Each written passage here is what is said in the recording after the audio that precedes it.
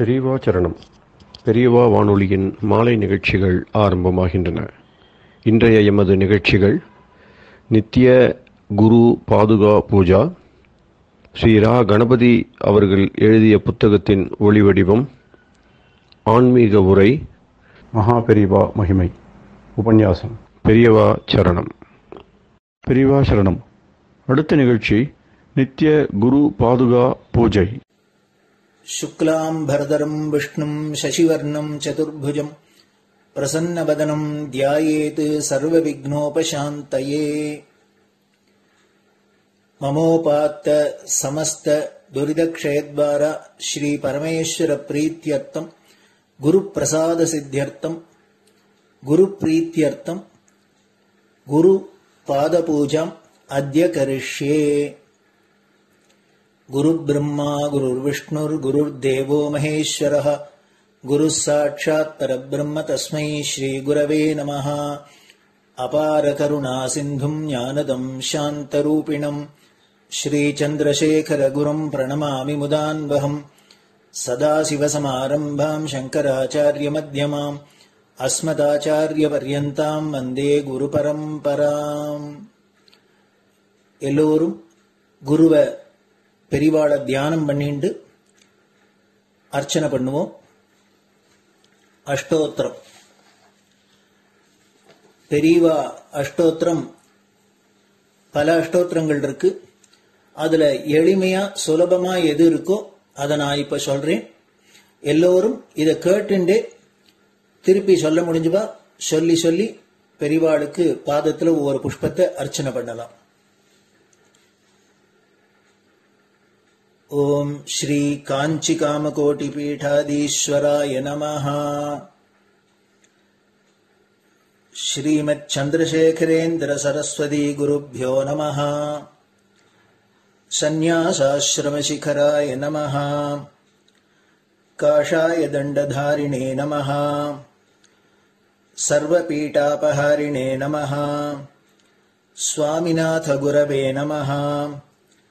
करुणासागराय नमः। जगदाकर्षण शक्तिमते नमः। सर्वचराचर हृदयस्थाय नमः। ओम भक्त परिपालक श्रेष्ठाय नमः। धर्म परिपालकाय नमः। श्री जयेन्द्र सरस्वत्याचार्याय नमः।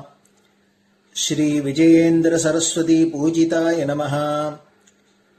शिवशक्ति स्वरूपाय नमः।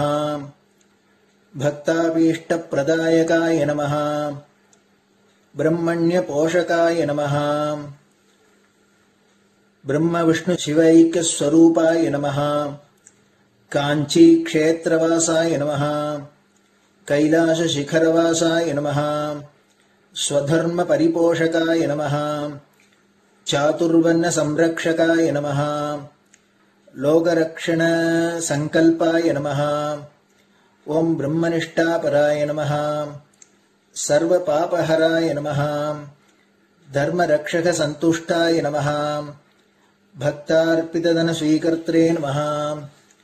सर्वोपनिषत् सारज्ञाय नमः।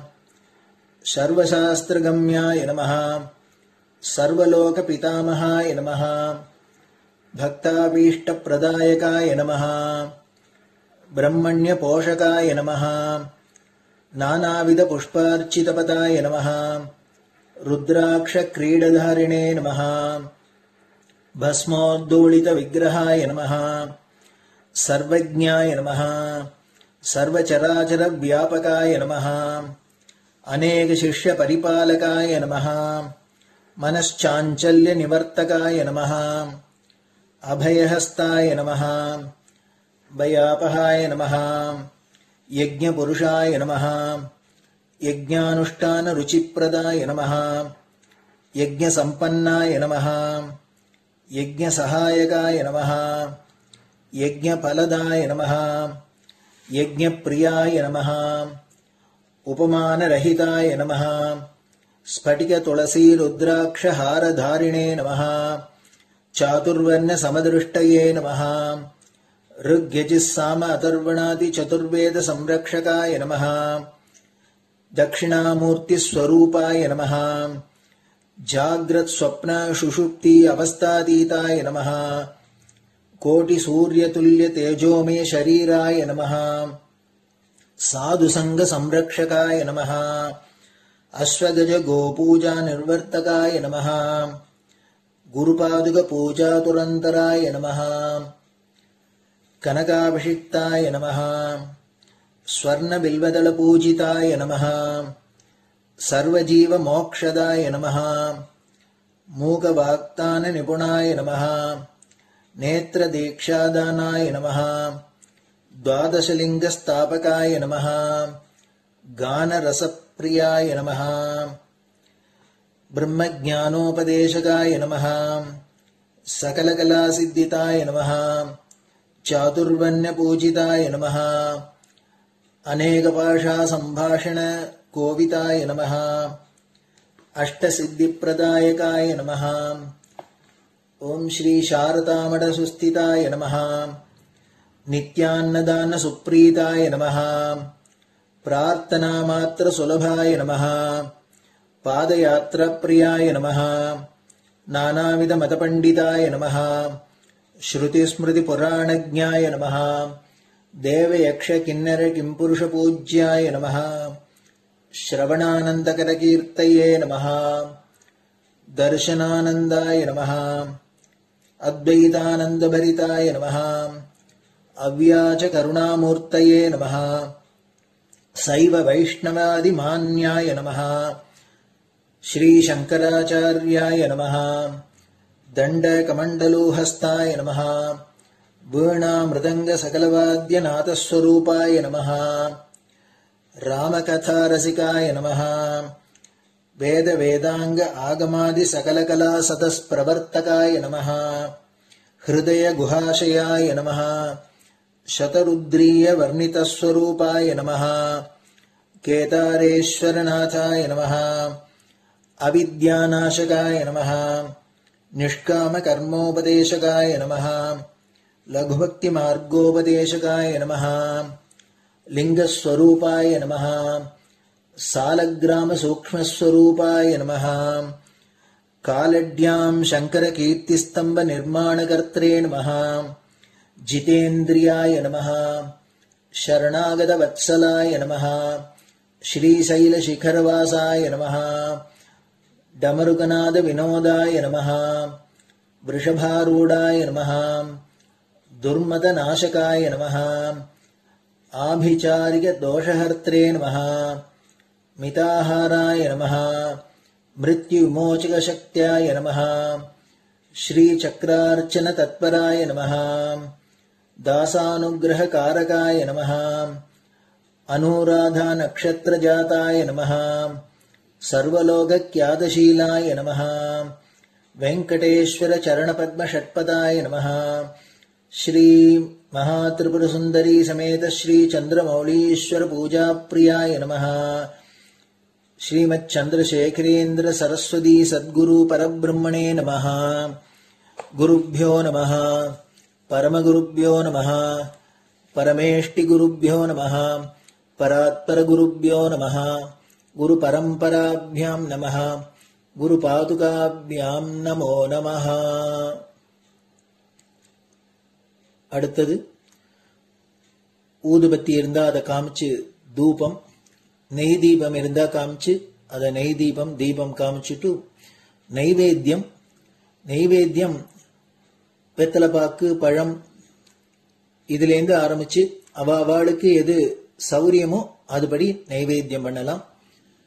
அதுக்கு அடுத்தது கற்பூர ஹாரத்தி பண்ணி எல்லோரும் பிரதட்சிண நமஸ்காரம் பண்ணி பெரியவாள்கிட்ட பிரார்த்தனை பண்ணிண்டு எல்லோரும் க்ஷேமமா இருக்கணும், லோகம் பரம மங்களமா சௌக்கியமா இருக்கணும், எல்லோரும் வியாதி வெக்க இல்லாத ஆயுராரோக்கிய ஐஸ்வர்யத்தோட சாந்தம் அமைதியோட ஞான வைராக்கியத்தோட எல்லோரும் நல்லவர்களாயிருந்து நன்மையை அடையணும்னு பிரார்த்தனை பண்ணி இந்த பூஜையை தினம் செய்யலாம்.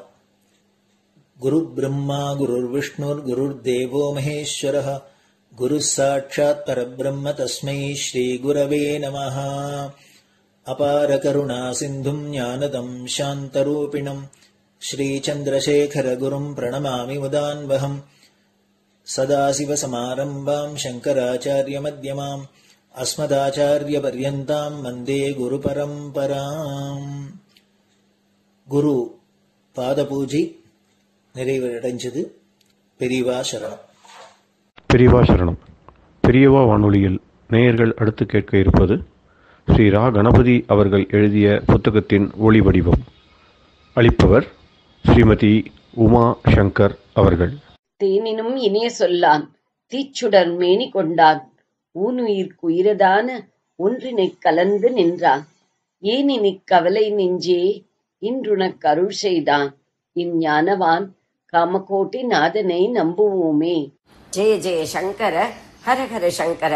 மகாபெரியவாளின் உபன்யாசங்களை ரா கணபதி அண்ணா தெய்வத்தின் குரல் என்ற பெயரில் 7 பாகங்களாக தொகுத்து அளித்ததின் 6ஆம் பாகத்தின் அடுத்த பகுதி சௌந்தர்யலகரி. ரூபவர்ணனை.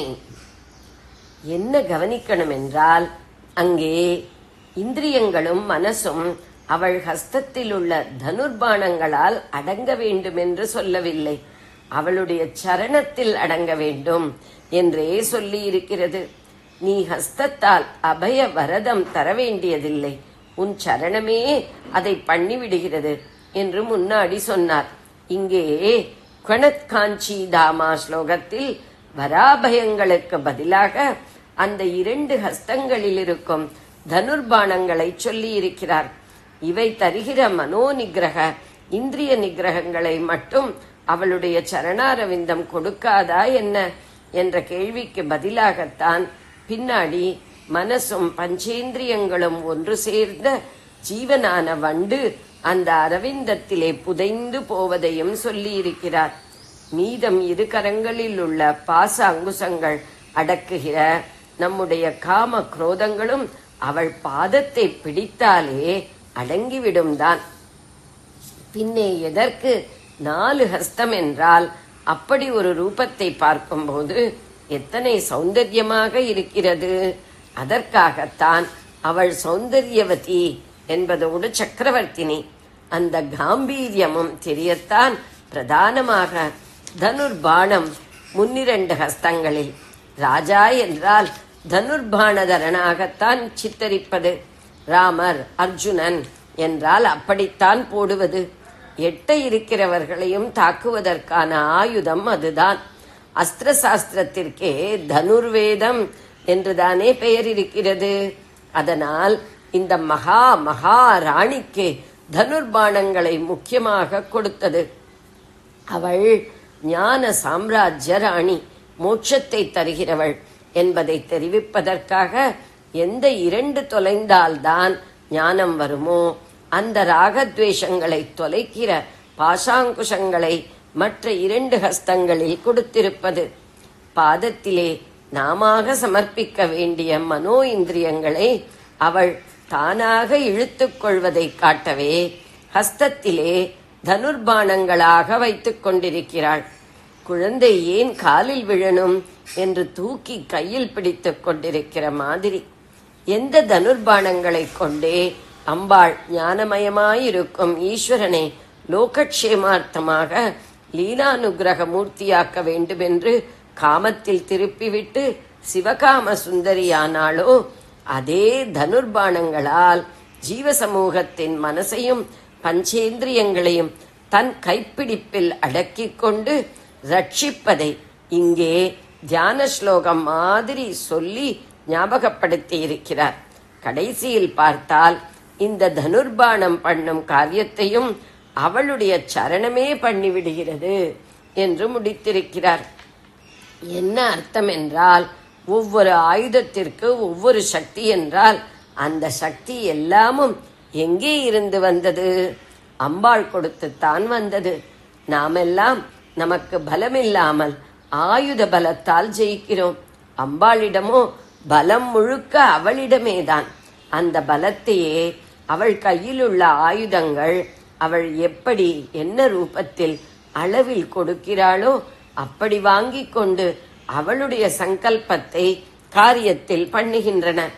அவள் சங்கல்பித்தாலே போதும், காரியம் நடந்துவிடும். என்றாலும் லீலானந்தத்திற்காக கருவி கரணங்களை கொண்டு நடத்தி காட்டுவதாக விளையாடுகிறாள். அவளுடைய சரணத்தை பிடித்து விட்டால் போதும், கருணா சங்கல்பம் பண்ணி அபயமா, வரமா, பஞ்சேந்திரிய நிகிரகமா, மனோ நிகிரகமா, எதுவானாலும் அனுகிரகித்து விடுவாள். இருந்தாலும் லீலையில் ஒப்புக்கு இதற்கெல்லாம் ஆயுதம், முத்திரை முதலியனவும் காட்டுவாள். காட்டாமலும் இருப்பாள். மற்றவர்கள் கையில் இருந்தால் என்ன அர்த்தமோ அதற்கு மாறாகவும் தன் கையில் உள்ள போது காட்டுவாள். பரமசிவன் ஞானியாய் உட்கார்ந்து விட்டால் லோகம் நடக்காதே, லீலை நடக்காதே என்பதால் காமனும் தோற்றுப்போன இடத்தில் தானே காமேஸ்வரியாகி அந்த தனுர்பாணங்களை எடுத்துக்கொண்டு சுவாமியை வசீகரித்து லீலையில் சேர்த்தாள். தான் எடுத்துக்கொண்டது மட்டுமில்லை, அந்த சிவனும் கூட அதே ஆயுதங்களை எடுத்துக்கொண்டு காமேஸ்வரன் என்ற சிங்கார மூர்த்தியாகும்படி பண்ணினாள். அப்புறம் காமனையும் உயிர்ப்பித்து அவனுக்கே ஜீவசமூகத்திடம் காமத்தை உண்டாக்கும் அதிகாரத்தை மறுபடியும் தந்தாள். தந்தவிட்டும் அந்த ஆயுதங்களை விடாமல் தானும் வைத்துக் கொண்டாள். ஆனால் இப்போது அவற்றின் காரியத்தை மாற்றிவிட்டாள். இந்திரியங்களையும் மனசையும் விஷயானுபோகத்தில் இழுத்துவிட்ட அந்த ஆயுதங்களை கொண்டே இப்போது அவற்றை தன்னிடம் இழுத்துக் கொள்ள ஆரம்பித்தாள். கர்மானுசாரம் காமாதி அனுபோகங்களை ஜனங்கள் பெற வேண்டியதற்காக மன்மதனிடம் அந்த ஆயுதங்கள் ஒரு மாதிரி காரியம் பண்ண வைத்தவள். அவர்கள் கர்மாவையே பெருக்கிக் கொண்டு போகாமல் தன்னிடம் திரும்ப வேண்டிய சமயத்தில் அப்படி திருப்புவதற்கு உபகரணமாகவே அவற்றை தன் ஹஸ்தங்களில் தரித்துக் கொண்டாள்.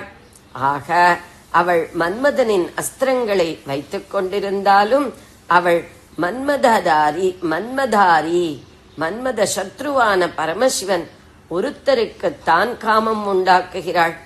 மற்றவர்களுக்கு காமத்திலிருந்து விமோச்சனமே தருகிறாள். ஞான மூர்த்தியான சுவாமி விஷயத்தில் மாத்திரம் அவள் சிவகாம சுந்தரியாக இருந்து கொண்டு பக்தர்களுக்கு ஞானாம்பாளாக இருக்கிறாள். மன்மதன் கதையை பார்த்தாலோ இதே ஆயுதங்களால் அவன் ஜீவசமூகத்தை காமத்தில் தள்ளுகிறான்.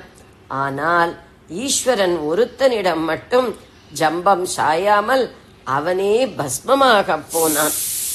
அம்பாளுடைய சதுர்புஜங்களையும் ஒட்டியானத்தையும் சூக்ஷ்மமான இடுப்பையும் சரஸ்சந்திர வதனத்தையும் வர்ணித்துவிட்டு இது அவயவஸ்வரூபம், இதை வர்ணித்துவிட்டு சத்வஸ்வரூபமாக அவள் என்ன என்று எசன்ஸ் பிழிந்து கொடுக்கிறார்.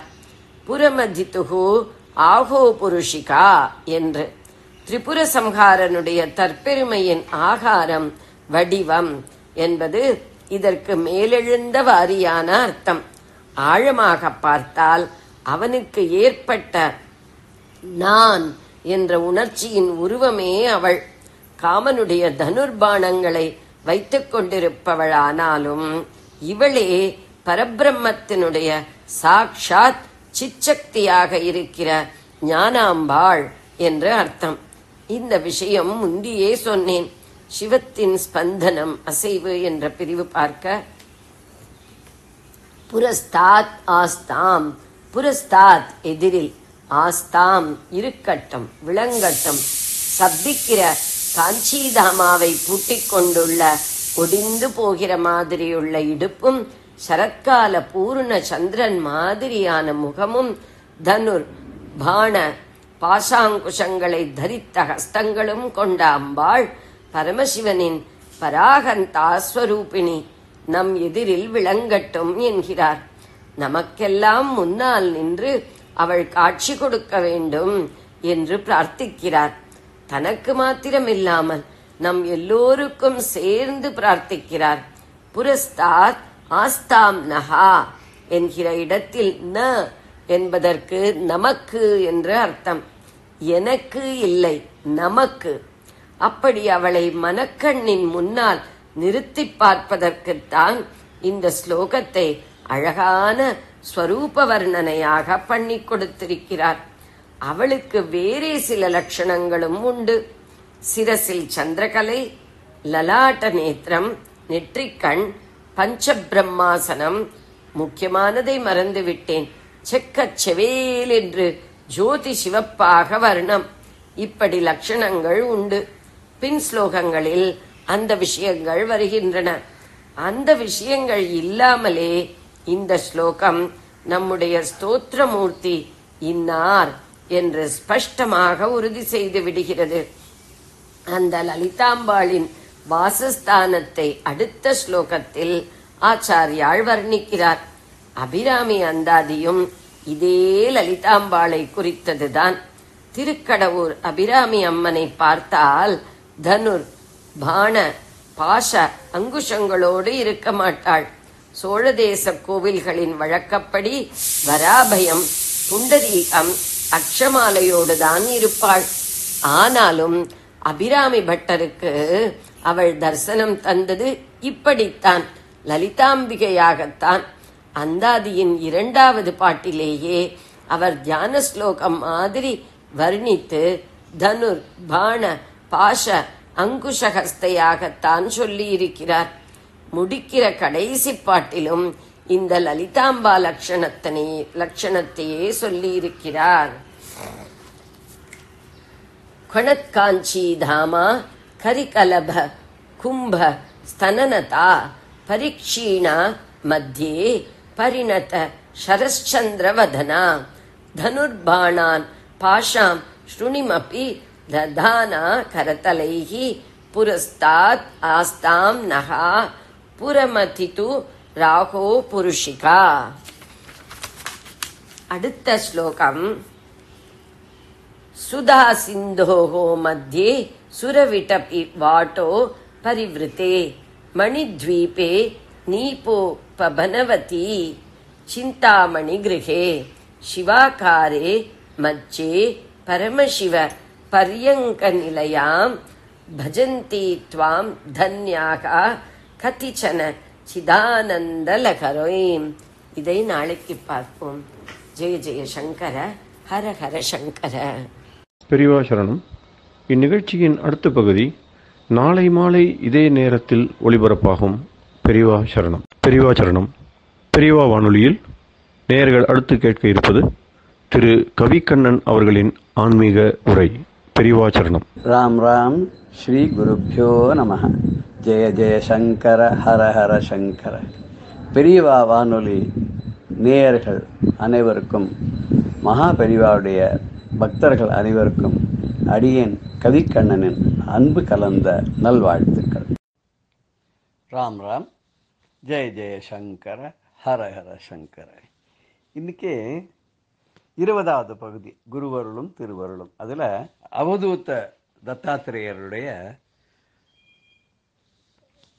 யது மகாராஜாக்கு சொன்ன தன்னுடைய குருமார்களை பற்றிய விவரங்களில் இன்றைக்கி நாம் அக்னி பற்றி பார்க்க போகிறோம். இந்த அக்னி என்ன பண்ணுறதுனாக்கா, நல்லது கெட்டது எதை போட்டாலும் அது எரித்து சாம்பலாக்கிடும். அதில் போட்டது எதுவும் மிச்ச மீதி இல்லாத அப்படியே இதுவாகிடும். இந்தனம்னு சொல்லுவாள். அதில் போடுறது எல்லாமே எரிச்சிடும். அதுக்கு நல்லது போட்டாலும் எரிச்சிடும், கெட்டது போட்டாலும் எரிச்சிடும்.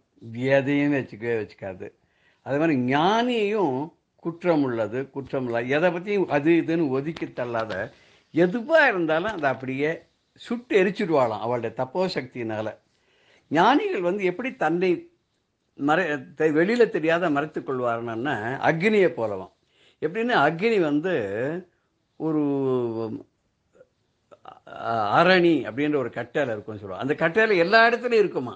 ஆனால் அதுக்கு 2 கட்டைகளை ஒன்று மேலே ஒன்று வச்சு அதுக்குன்னு ஒரு ஸ்பெஷலான ஒரு மத்து மாதிரி ஒரு கட்டை வச்சு அதை கடையிற போது அதுலேருந்து தான் அந்த நெருப்பு வெளிப்படுமா.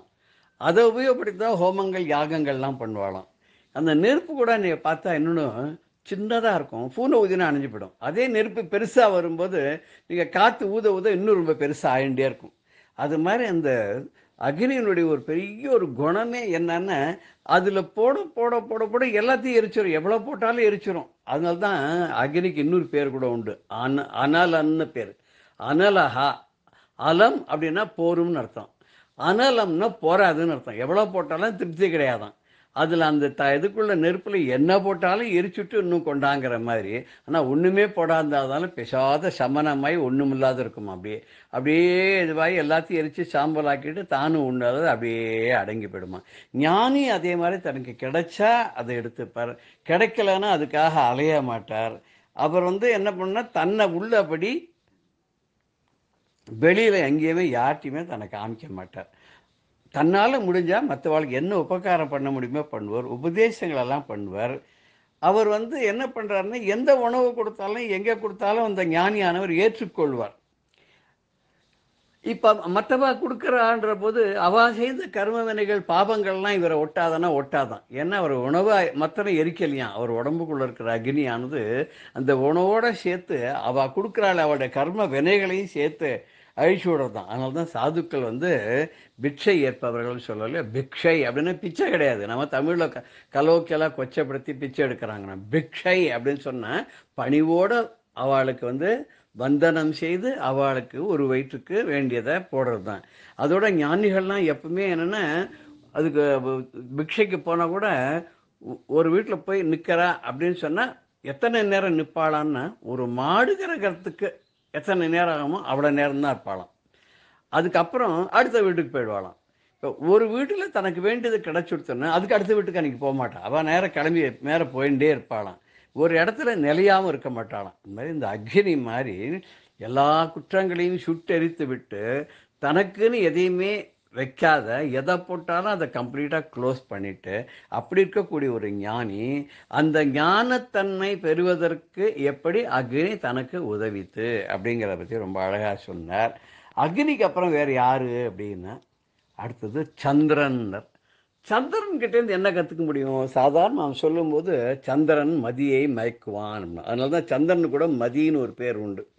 நிறைமதி அப்படின்லாம் சொல்கிறோமோ இல்லையோ, வெண்மதி நிறைமதியெல்லாம் சொல்கிறோம் இல்லையா. அந்த மதி அப்படின்னு சொன்னால் சந்திரனுக்கும் நம்முடைய மூளைக்கும் ஏதோ தொடர்பு இருக்குங்கிற, நம்ம புத்திக்கும் மனசுக்கும் அதுக்கு ஏதோ தொடர்பு இருக்குங்கிற. அதனால தான் சில சமயம் பார்க்கலாம், கொஞ்சம் சுவாத்தியனம் இல்லாத வாழ்க்கை அமாவாசை பௌர்ணமியும் போது ஒரு மாதிரி ரெண்டு கேட்டால் நான் பிஹேவ் பண்ணுவா அப்படின்னு கூட சொல்லுவாள். அது என்னத்தினால சந்திரனுடைய ஒரு தாக்கம் இருக்கும் அப்படின்வா. இந்த சந்திரன் என்ன பண்ணோன்னா 15 நாளைக்கு வளர்ந்துட்டே போயின்னு இருக்கும். அடுத்த 15 நாளைக்கு தேஞ்சுட்டே வந்துட்டுருக்கும். 16ஆம் நாள் முழு சந்திரனாகவும் தெரியும். அடுத்த 16ஆம் நாளைக்கு அது ஒன்றுமே இல்லாதவும் தெரியும்.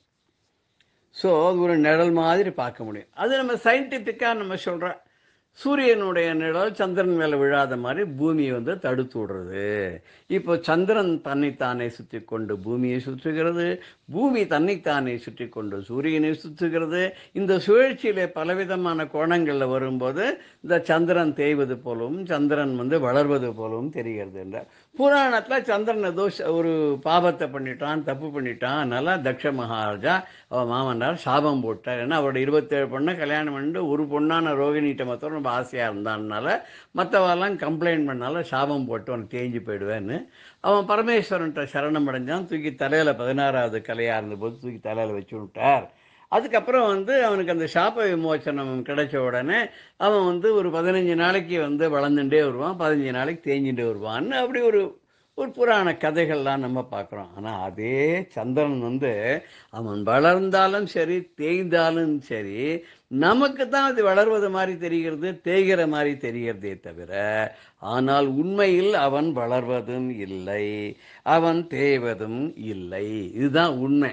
அது மாதிரி தான் இந்த உடம்பு இருக்குது பாருங்களா, அது தேஞ்சு போயிடும். இந்த உடம்பு தேஞ்சு ஆரம்பத்தில் பிறந்ததுனால பிறக்கச்சேனது அது இருக்குது, ஆத்மா அந்த உசிர் இருக்குது, பிறந்துடுத்து. பிறந்து இந்த உடலாக பிறக்கிறது, உள்ளுக்குள்ள பிண்டமாக இருக்குது.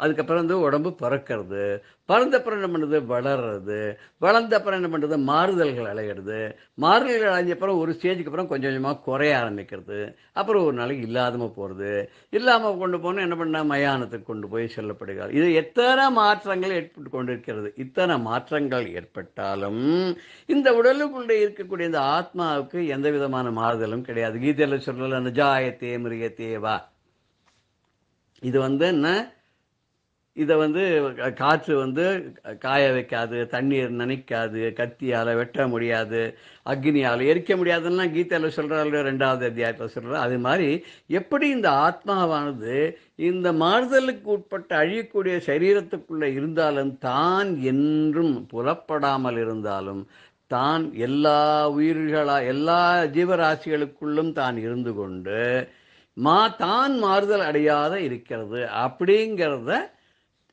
எப்படி இந்த சந்திரன் வளர்றதும் இல்லையோ தேயறதும் இல்லையோ, இருக்கிற மாதிரியும் தெரியறானோ இல்லாத மாதிரியும் தெரியறானோ, அது மாதிரி இந்த ஆத்மாவும் எந்த மாற்றமும் அடையாமல் எந்த அழிவும் அடையாமல் எப்போதும் இருக்கிறது அப்படின்றத கத்துண்டேன்னர். அப்புறம் அப்படின்னு கேட்டான் யது மகாராஜா. வேறு என்ன 24 குரு சொன்னேலே, இப்போ நீங்கள் வந்து 6 தானே ஆயிருக்கு, அடுத்தது அப்படின்னா உடனே உனக்கு இவ்வளவு இன்ட்ரெஸ்ட் இருக்கே கேட்கறதுல, மிச்ச குருமார்களையும் சொல்கிறேன், சொல்லாத இருக்க போகிறதில்ல, இஷ்டப்பட்டு கேட்குறவனுக்கு சொல்லாத நான் இருக்க முடியுமா, சொல்கிறேன் கேளு. அடுத்ததுன்னா சூரியன்கிட்டேருந்து கத்துண்டேன்னார். சூரியன்கிட்ட என்ன கத்துண்டேள் அப்படின்னார். அவன் ஒரு சூரியனாக இருந்தாலும் பார்க்குற இடத்துலலாம் பிரதிபிம்பமாக பல சூரியன்கள் இருக்கிற போல தெரிகிறான்.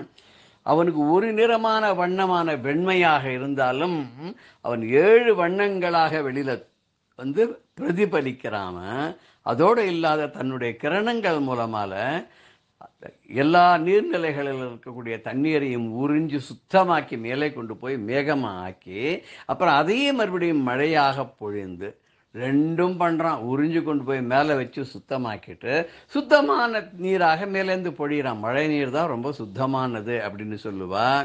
இந்த 2 செயல்களுக்கும் சூரியன் சம்பந்தப்பட்டிருக்கான். தண்ணீரை உறிஞ்சறதுக்கும் சரி, தண்ணீரை கொடுக்கறதுக்கும் சரி. இப்படி அதை மாதிரி ஞானிகள் என்ன பண்ணால் பொருள்களை பெற்றுக்கொள்வதிலும் சரி, அதை மற்றவர்களுக்கு கொடுப்பதிலும் சரி தாராளமாக இருக்கணுமா யோகி. தனக்குன்னு எதுவும் வச்சுக்கூடாது. சூரியன் வந்து இந்த தண்ணி உருகி தான் வச்சுக்கிறது இல்லை, மறுபடியும் நமக்கே மறுபடியும் ஆவியாக்கி மறுபடியும் அதையே திருப்பி மழையாக நமக்கு பொழிஞ்சு விடுறது போல யோகிகள், ஞானிகள், முனிவர்கள், ரிஷிகள்லாம் எதுவும் தனக்காக அப்படின்னு எதுவும் பண்ண மாட்டாளாம். எது கிடைத்தாலும் அதை மற்றவர்களுக்கு கொடுப்பதற்காகவே அப்படி இருக்கக்கூடியவர். அதே மாதிரி பல நீர்நிலைகளில் பிரதிபிம்பத்தால் பல சூரியன்கள் இருக்கிறது போல தோன்றினா கூட இருக்கிறது ஒரே ஒரு சூரியன்ற மாதிரி இந்த ஆத்மாவும் பரமாத்மா தான். பல ஜீவராசிகளாக பல உயிர்களாக அது தோற்றமடைத்தாலும், பல உடல்களிலே அது பலவாக நமக்கு தெரிந்தாலும் இருப்பது ஒன்றே ஒன்று தான். ஒரே ஒரு ஆத்மா தான் எல்லாத்துலேயும் பிரதிபிம்பமாக தெரிகிறது. அதை நான் கத்துண்டேன் அப்படின்னு சொல்கிறார். அடுத்தது அவர் என்ன சொல்ல போகிறாருன்னா, ரொம்ப ஒரு நமக்கே ஆச்சரியமாக இருக்கக்கூடிய, இப்படி கூட நம்ம வந்து குருவாக நம்ம பார்க்க முடியுமான்னு புறாவை பற்றி சொல்கிறார். புறா கிட்டேருந்து என்ன கற்றுக்க முடியும் அப்படின்னா, புறா வந்து ரொம்ப ஒரு காமவசப்பட்டது. இருக்கிற ஜந்துக்கள்லேயே பறவைகள்லேயே ரொம்பவும் காமவசப்பட்டது புறா தான். அந்த புறா என்ன பண்ணுமானா, தன்னோட ஜோடியோட ரொம்ப சந்தோஷமாக சௌக்கியமாக நல்லா இருந்துகிட்டே இருக்குமா.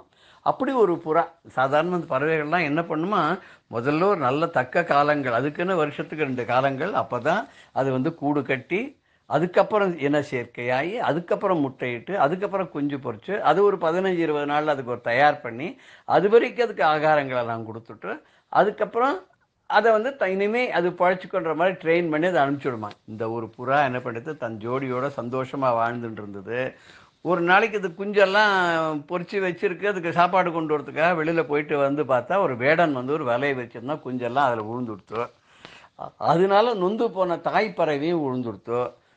தாய்ப்பறவையும் இழந்து குழந்தைகளை இழந்த உடனே இந்த ஆண் புறா இருக்கே அது ரொம்ப வருத்தப்பட்டு, இனிமேல் நம்ம இருந்து என்ன பிரயோஜனம் அப்படின்னு சொல்லி அது பாட்டு இருக்காங்க. மற்றவா போயிட்டா போனால் போடுறது, நடுவில் வந்தது நடுவில் போயிடுத்துன்னு இல்லை. அது இவா எல்லாம் வந்து எனக்காக எவ்வளோ பண்ணாலே, என் குழந்தையெல்லாம் போயிடுது, எனக்காக உயிரையே கொடுத்தேன், என் பொண்டாட்டியும் போயிட்டாலே, நான் இருந்து என்ன பிரயோஜனம், தானும் என்ன பண்ணுறதுன்னு போதாலும் அந்த இதுக்குள்ளே விழுந்துடுத்து. இப்படி தான் மனுஷனும் இந்த மாய வலையில சம்சார கடல்ல மூழ்கி கஷ்டப்படுறான். அதை யார் காப்பாத்துறான்னா, சம்சார பங்க நிர்மக்ன சமுத்தரண பண்டிதான்னு சகஸ்நாமத்தில் அம்பாளை சொல்ற மாதிரி, இந்த சம்சாரங்கிற கடல்ல மூழ்கினவனை காப்பாற்றி வெளியில கொண்டு வரணும்னா அம்பாளால் தான் முடியும்னா, இப்போ இந்த புறா கிட்டேருந்து இவர் என்ன கத்துண்டார், இது இந்த சம்சாரத்தில் மூழ்கி அந்த குடும்ப பாசத்தினாலையும் பந்தத்தினாலையும் அது தன்னை இழந்து கடைசியில் தானும் அதிலேயே அந்த வலையில விழுந்து, அந்த வேடனுக்கு என்ன கிடைச்சது, அந்த குஞ்சுகள் கிடைச்சது, குஞ்சுகளோட தாயார் கிடைச்சது, அந்த அப்பா புறா கிடைச்சது, எல்லாமே சேர்ந்து ஒட்டு மொத்தமாக கிடைச்சது. இது எல்லாத்துக்கும் காரணம் என்னன்னா, இந்த பாச வலைப்பட்டு இந்த பந்தத்தில் மாட்டிண்டு தன்னுடைய சொத்துக்களை இழந்து தன் மக்களை இழந்து தானும் இழந்து அது பரிதாபமான ஒரு நிலைக்கு அந்த புறா போச்சு இல்லையா. அதுலேருந்து தான் என்ன கத்துண்டார்னா, எந்த பாச பந்த வலையிலையும் விழக்கூடாது அப்படிங்கிறத நான் கத்துண்டேன். பற்றற்ற துறவியாக பற்றற்ற நிலையில நாம் இருந்து அந்த பற்று அற்றானுடைய பற்றை மாத்திரம் நாம் பற்றி கொள்ள வேண்டும் என்பதை நான் புரிந்து கொண்டேன் அப்படின்னு எது மகாராஜாக்கு சொல்றார். இதுக்கு மேல அவர் யாரெல்லாம் பற்றி சொல்ல போறார் அப்படிங்கிறத நம்ம வர வாரங்களில் பார்க்கலாம். இது வரைக்கும் பூமி, வாயு, ஆகாயம், நீர், அக்னி, சந்திரன், சூரியன், புறா அப்படின்ற மாதிரி 8 பேரை பற்றி அவர் சொல்லியிருக்கார். இதுக்கு மேற்கொண்டு இன்னும் இருக்கு 16 பேர். அவளெல்லாம் பற்றி நம்ம விவரமாக வருகிற வாரங்களில் பார்க்க இருக்கிறோம். அது வரைக்கும் ஜெய ஜெய சங்கர, ஹர ஹர சங்கர, ஸ்ரீ குருப்யோ நமஹ. ராம் ராம். பெரியவா சரணம். இந்நிகழ்ச்சியின் அடுத்த பகுதி நாளை மாலை இதே நேரத்தில் ஒளிபரப்பாகும். பெரியவா சரணம். பெரியவா சரணம். அடுத்த நிகழ்ச்சி மகா பெரியவா மகிமை உபன்யாசம். வழங்குபவர் பிரம்மஸ்ரீ கணேச சர்மா அவர்கள். குண்டலி குமாரி குடிலே சண்டி சராச்சர சவித்ரி சாமுண்டே குணினி குஹாரிணி குஹ்யே குருமூர்த்தே பாம் நமாமி காமாட்சி. மூக பஞ்சசதியில் மூகர்ஸ்வரர் காமாட்சி வேற இல்லை, குரு வேற இல்லை அப்படிங்கிற காமாட்சியை தான் எப்படி உபாசிச்சேன்னு பார்த்தேன் அப்படின்னா, குருமூர்த்தே துவாம் நமாமி காமாட்சி அப்படிங்கிற அப்பேற்பட்ட அந்த காமாட்சியாக இருக்கிற குருவாயிருக்கிற பெரியவா ஆற்காடுல யாத்திரையை முடிச்சுண்டா. யாத்திரையை முடிச்சுண்டு திருவள்ளூர் வந்தா. திருவள்ளூரில் வைத்திய வீரராகவர் பெரிய க்ஷேத்திரம். அந்த திருவள்ளூர் வந்து தரிசனம் பண்ணிட்டு அதுக்கப்புறம் திருமழிசைங்கிற இடத்துக்கு வந்தா. இந்த திருவள்ளூரில் பெரியவா ஒரு முக்கியமான விஷயம் பண்ணினா, சமூக திருப்பணி பண்ணினா. என்ன அப்படின்னா, அன்னதான சிவன் அப்படிங்கிற ஒரு உத்தமர் இருந்தார் அப்படிங்கிறத பார்த்தோம். பெரியவாள்கிட்ட ரொம்ப பிரியம். லட்சக்கணக்கான பேருக்கு அன்னதானம் பண்ணியிருந்தார். அவர் கும்பகோணத்தில் இருந்த தேப்பரமானல்லூர் அன்னதான சிவன் அப்படின்னு சொல்லுவா. அந்த அன்னதான சிவன் காலகதி அடைஞ்சார், காலமானார். காலமான அவர்கிட்ட அவரோட சொத்தா 100 சில்லர் ரூபாய் இருந்தது. அதை திருச்சியில் ஒரு பக்தர்கிட்ட கொடுத்து வச்சிருந்தார். இந்த அன்னதான சிவன் காலமானோன்னு அந்த 100 சில்லர் ரூபா, 160 ரூபாயோ 116 ரூபாயோ ஏதோ ஒன்று, அதை கொண்டு வந்து அந்த திருச்சிக்காரர் என்ன பண்ணினார், பெரியவாள்கிட்ட கொடுத்தார். இது அன்னதான சிவன் கடைசியாக அவர்கிட்ட இருந்தது, எங்கிட்ட கொடுத்தார். அதை என்ன பண்ணுறதுன்னு தெரியல, பெரியவாள்கிட்ட அர்ப்பணம் பண்ணுறேன், இந்த பெரியவா உபயோகப்படுத்தணும் அப்படின்னு. உடனே பெரியவா என்ன பண்ணா, அவர் இத்தனை நாள் எல்லாருக்கும் சாதம்லாம் போட்டிருக்கார், அதுக்கு ஒரு சிகரமாக என்ன பண்ணா அப்படின்னா, திருவள்ளூருங்கிற இடத்துல ஹரிஜன காலனியில் ஒரு குளம் இருந்தது. அவெல்லாம் உபயோகப்படுத்துகிறாப்புல ஒரு குளம். ஆனால் அந்த குளம் ரொம்ப சிதிலமாக இருந்தது, போய் இறங்கி உபயோகப்படுத்த முடியாத இருந்தது. அதனால் இந்த அன்னதான சிவனோட அந்த கடைசி பணத்தில் அந்த திருவள்ளூரில் ஹரிஜன காலனியில் இருந்த குளத்தெல்லாம் தூர்வாரி சரி பண்ணி கொடுத்து அவள் உபயோகப்படுத்த முடியுமா இருக்கட்டும், தீர்த்த கைங்கரியமும் பண்ணினதாக இருக்கட்டும், பூர்த்த தர்மமும் அன்னதான சிவன் பண்ணினதாக இருக்கட்டும்னு வச்சா போல இருக்கு பெரியவா. அப்படி திருவள்ளூரில் அப்படி பெரியவா அந்த ஹரிஜன காலனியில் குளத்தெல்லாம் புனரமைச்சு கொடுத்து அந்த ஜனங்களுக்கெல்லாம அனுகிரகம் பண்ணினா. இப்படி திருவள்ளூர்லாம் பார்த்துட்டு பெரியவா திருமழிசைங்கிற இடத்துக்கு வந்தா. ஆழ்வார்களில் திருமழிசை ஆழ்வார் அவதாரம் பண்ணின ஸ்தலம். வைஷ்ணவாளுக்கு ரொம்ப உயர்ந்த முக்கியமான க்ஷேத்திரம். அதே மாதிரி சைவர்களுக்கும் உயர்ந்த க்ஷேத்திரம். அந்த ஊரில் சுவாமி சிவங்கோவில் இருக்கு, மனோனுகூலேஸ்வரர் அப்படின்னு பேர். தமிழில் ஒத்தாண்டேஸ்வரர் அப்படின்னு சொல்றா. திருமழிசையில் போகிறதையே பார்த்தாலே வலது பக்கம் பெரிய குளத்தோட இருக்கு. சுவாமி குளிர்ந்த நாயகி அப்படின்னு சொல்றா. அது சீதளாம்பிகா மனோனுகூலேஸ்வரர். மனோனுகூலேஸ்வரர் அப்படின்னா நம்ம மனசுக்கு அனுகூலமா இருந்து அனுகிரகம் பண்றவர் அப்படின்னு அர்த்தம். நமக்கு ரொம்ப முக்கியம் அதானே. நாம ஒண்ணு நினைக்க தெய்வம் ஒண்ணு நினைச்சது, நாம ஒண்ணு கேட்க அது ஒண்ணு கொடுத்தது அப்படின்னு இல்லாத, நாம என்ன நினைக்கிறோமோ என்ன ஆசைப்படுறோமோ அதையே அனுகிரகம் பண்றாப்புல நமக்கு பிடிச்சாப்புல நம்ம மனசுக்கு அனுகூலமா நடந்துக்கிறது தானே. எப்பொழுதுமே நமக்கு மனசுக்கு அனுகூலமா இருந்தாலே அவள்கிட்ட நமக்கு ரொம்ப பிரியம் ஜாஸ்தி இருக்குமே. அதே மாதிரி இந்த திருமழிசையில் இருக்கிற சுவாமி மனோனுகூலேஸ்வரர் எப்படி இருக்காருன்னா, பக்தாளுக்கு அவளுக்கு மனசறிஞ்சு அவளுக்கு பிரியமானதையே அனுகிரகம் பண்றாராம். சொல்றாரு, எண்ணிய நான் எண்ணியவார் எமக்கருளும் தெய்வம் அப்படின்னு அவர் பாடுறாப்புல இந்த சுவாமி திருமழிசையில மனோனுகூலேஸ்வரர் அதெல்லாம் தரிசனம் பண்ணிட்டு பெரியவா பூந்தமல்லிக்கு வந்தா. பூவிருந்தவல்லின்னா அதுவும் பெரிய க்ஷேத்திரம். பூந்தமல்லியில தரிசனம் பண்ணிட்டு பெரியவா கோயம்பேடுங்கிற இடத்துக்கு வந்தா. இப்போ சென்னையோட ஒரு பகுதியா இருக்கு. அந்த காலத்துல அதெல்லாம் ஒரு கிராமமாவே இருந்திருக்கு. இந்த கோயம்பேடுக்கு அதுக்கு பிரசித்தம் என்ன அப்படின்னா குஷலவபுரின்னு பேரு. இந்த குஷலவன் அப்படின்னாலே எல்லாருக்கும் தெரிஞ்சிருக்கும், ராமரோட குழந்தை குஷலவன் அப்படின்னு. இவா இருந்த இடம், அதனால குஷலவபுரின்னு பேரு. அது மறி இப்ப கோயம்பேடா இருக்கு. இங்க இப்போ சிவன் கோவில் இருக்கு, பெரிய சிவன் கோவில் இருக்கு, பக்கத்திலேயே பெருமாள் கோவில் இருக்கு. குஷலவபுரீஸ்வரர் அப்படின்னே சுவாமிக்கு பேரு.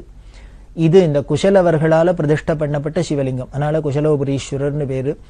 பக்கத்திலேயே பெருமாள் கோவில். இதுக்கெல்லாம் சாட்சியா அந்த பெருமாள் கோவில்ல பார்த்தீங்கன்னா வால்மீகி, சீதை, குஷன், லவன் இவாளோட சந்நிதி இருக்கு. ராமாயணத்துல தெரியும், ராமர் சீதையை தியாகம் பண்ணி வால்மீகி ஆசிரமத்துல கொண்டு விட்டார். அங்க கர்ப்பிணியா இருந்த சீதையை அங்க கொண்டு தியாகம் பண்ணி அங்க விட, அப்புறம் அங்க குழந்தை பிறந்து வால்மீகியால வளர்க்கப்பட்டு அவளுக்கு ராமாயணம் சொல்லி தரப்பட்டு பிற்காலத்துல ராமரோட அஸ்வமேத யாகத்திலேயே வந்து அவ ராமாயணத்தை கானம் பண்ண அப்படின்லாம் நாம பார்க்கிறோம். அதே மாதிரி தான் இங்கேயும் வால்மீகி ஆசிரமா இருந்திருக்கும் போல இருக்கு. வால்மீகி இருக்கார், சீதை மட்டும் இருக்கார், ராமரை காணும். பக்கத்துல குஷலவர்களும் இருக்கிறாப்புல இருக்கு. அதாவது குஷலவபுரி அப்படின்னு சொல்றதுக்கு சாட்சியா இந்த சான்றெல்லாம் கிடைக்கிறது. அப்படி குஷலவன் பூஜை பண்ணின இடம் குஷலவபுரி, அதுதான் கோயம்பேடா இருக்கு. இந்த கோயம்பேடுக்கு வந்தா இந்த 1930 கோயம்பேடு வரைக்கும் வந்திருக்கா. திருவள்ளூர் வந்திருக்கா, திருமழிசை வந்திருக்கா, பூந்தமல்லி வந்திருக்கா, கோயம்பேடு வந்திருக்கா. ஆனா பட்டணத்துக்குள்ள மெட்ராஸ்க்குள்ள வரல. அதுக்கப்புறம் இன்னும் 2 வருஷம் கழிச்சு தான் 32ல தான் வரப்போறா மெட்ராஸ்க்கு. அப்படி கோயம்பேடு வரைக்குமே முதல்ல வந்துட்டு போயிட்டா 30ல.